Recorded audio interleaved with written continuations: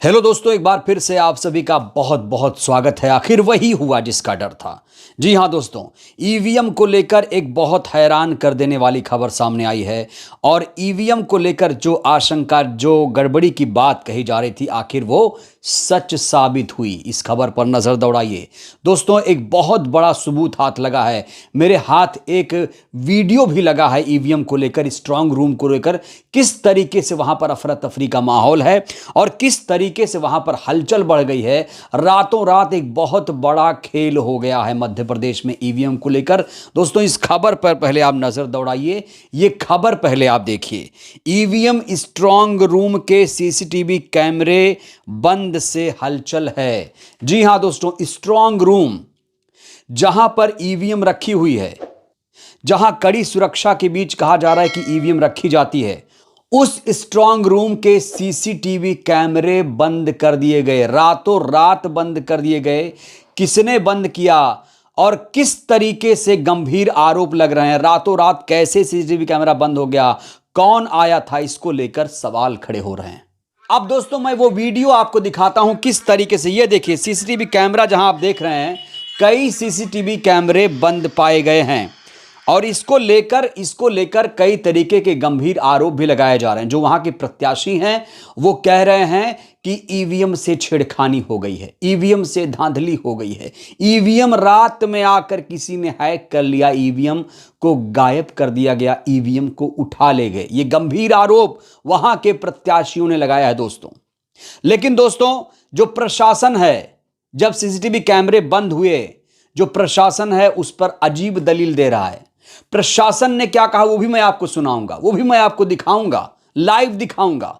लेकिन सबसे पहले जो वहां के उम्मीदवार हैं वो ईवीएम को लेकर क्या कह रहे हैं वो सुन लेते हैं। में ईवीएम स्ट्रांग रूम के सीसीटीवी कैमरे के डिस्प्ले बंद होने से खलबली मच गई। करीब 1 घंटे तक डिस्प्ले तो सुना आपने दोस्तों, यहां पर गड़बड़ी की आशंका जाहिर की जा रही है। यहां पर कहा जा रहा है कि रातों रात कुछ गड़बड़ कर दिया गया है। सीसीटीवी कैमरे किसने बंद किए, इसको लेकर प्रशासन क्या कह रहा है वो सुन लेते हैं। तो आपको दोस्तों हंसी आएगी। दोस्तों, प्रशासन की बातें सुनकर ऐसा लग रहा है जैसे प्रशासन भी यहां पर लीपा पोती कर रहा है। सुनते हैं वहां के जो प्रशासनिक अधिकारी हैं क्या कह रहे हैं, सुनते हैं। बाहर जो डिस्प्ले है उसका एडाप्टर किसी ने छू दिया था तो वो ढीला हो गया था, तो बाहर दिखाई देना बंद हुआ था। हालांकि उसको ठीक कर दिया गया है और जो प्रतिनिधि चाहते हैं उनको रिकॉर्डिंग भी दिखाई जा सकती है। 1 घंटे से बंद है ये कैमरे। गड़बड़ी की आशंका भी हो सकती है। हुआ था 1-1.25 घंटा उसमें हुआ और अभी इन्होंने बताया कि 20 तारीख को भी 3 बजे रात से बंद हुआ। तो ये थोड़ा सा गंभीर विषय है। इस पर आपने यहाँ पर प्रशासन कह रहा है कि किसी ने एडॉप्टर छू दिया, डिस्प्ले बंद हो गया, इतनी कड़ी सुरक्षा के बीच। और दोस्तों, यहाँ पर प्रशासन साफ तौर पर ये कह रहा है कि जो आरोप लगाए जा रहे हैं, सीसीटीवी कैमरे बंद हुए थे, घंटों जो सीसीटीवी कैमरे बंद हुए थे, वो कैमरे बंद नहीं हुए थे। आपको उम्मीद करता हूं ये जो दलीलें हैं प्रशासन की, उसे सुनकर आपको थोड़ी हंसी जरूर आई होगी। सिर्फ नर्मदापुरम नहीं, तमाम जगहों पर ईवीएम को लेकर ऐसी खबरें आई हैं। चाहे वो अशोकनगर का मामला हो, रीवा का मामला हो, सतना का मामला हो, मध्य प्रदेश के अलग अलग इलाकों से ईवीएम से छेड़छाड़ की खबरें आ रही हैं। आखिर स्ट्रांग रूम अगर इतना स्ट्रांग है तो उसकी सुरक्षा वहां के जो स्थानीय उम्मीदवार हैं उन्हें क्यों करनी पड़ रही है? क्यों वहां के उम्मीदवार बेचैन नजर आ रहे हैं? क्यों वहां के उम्मीदवारों को ईवीएम हैक होने का डर सता रहा है? इन सवालों को लेकर चुनाव आयोग क्या कोई नोटिस जारी करेगा? चुनाव आयोग बीजेपी की शिकायत पर तुरंत संज्ञान ले लेता है, छोटी से छोटी शिकायत पर संज्ञान। लेकिन इतने बड़े मामले को लेकर जो चुनाव आयोग है अपनी चुप्पी नहीं तोड़ रहा है। हम तो इंतजार कर रहे हैं कि चुनाव आयोग अपनी चुप्पी तोड़े, लेकिन अभी तक चुनाव आयोग ने अपनी जुबान नहीं खोली है। वोट सिल गए हैं क्या चुनाव आयोग के? चुनाव आयोग इन गंभीर मसलों को लेकर क्यों नहीं एक्टिव नजर आ रहा है? ईवीएम दोस्तों एक ऐसा मुद्दा है जो हर चुनाव में इसे उठाया जाता है। जब भी चुनाव आता है ईवीएम को लेकर चिंता जाहिर करते हैं लोग। ईवीएम में गड़बड़ी की आशंका बढ़ जाती है। अब सोचिए, मध्य प्रदेश में चुनाव 17 नवंबर को हो चुका है। 17 नवंबर से लेकर 3 दिसंबर तक ये जो ईवीएम है स्ट्रांग रूम में है। सोचिए दोस्तों, 2 हफ्तों तक ये ईवीएम स्ट्रांग रूम में रहेगी, लेकिन स्ट्रांग रूम की सुरक्षा कितनी स्ट्रांग है, इसको लेकर सवाल खड़े हो रहे हैं। चुनाव आयोग की चुप्पी को लेकर सवाल खड़े हो रहे हैं।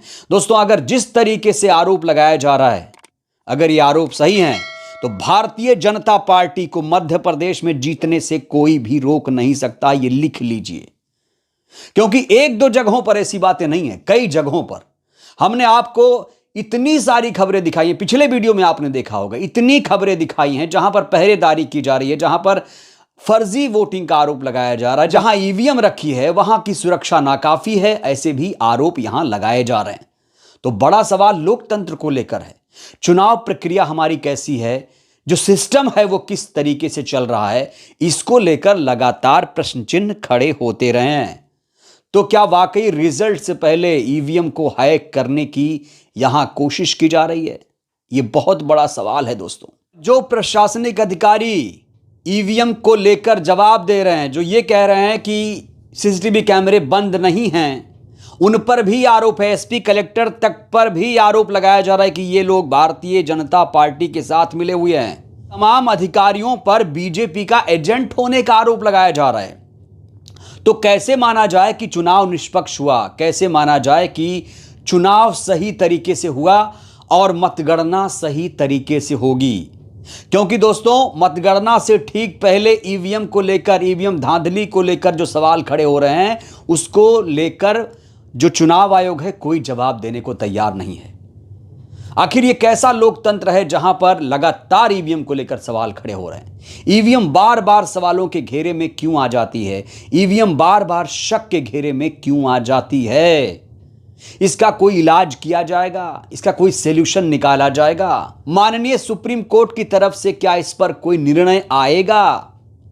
क्यों नहीं इस पर कोई फैसला आ जाता?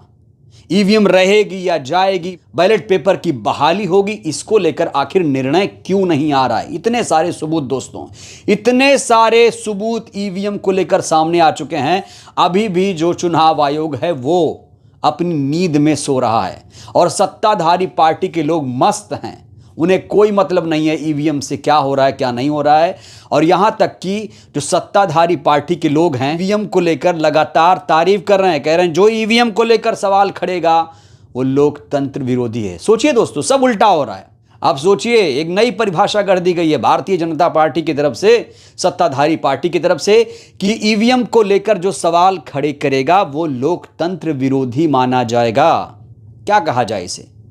तो क्या जो तमाम दर्शक हैं, जो हमारे तमाम दर्शक हैं या तमाम देश की जनता है, क्या वो लोकतंत्र विरोधी काम कर रही है?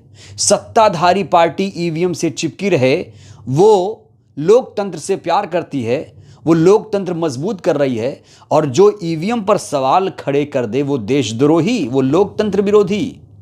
क्या दोस्तों, आप लोग ईवीएम को लेकर, आप लोग भी ईवीएम को लेकर लगातार सवाल खड़े कर रहे हैं। हमारे देश की जनता सवाल खड़े कर रही है, ईवीएम को लेकर शक जाहिर कर रही है। विपक्ष लगातार सवाल खड़े कर रहा है कि चुनाव आयोग कठपुतली बन गया है। क्या आप सब लोकतंत्र विरोधी हैं?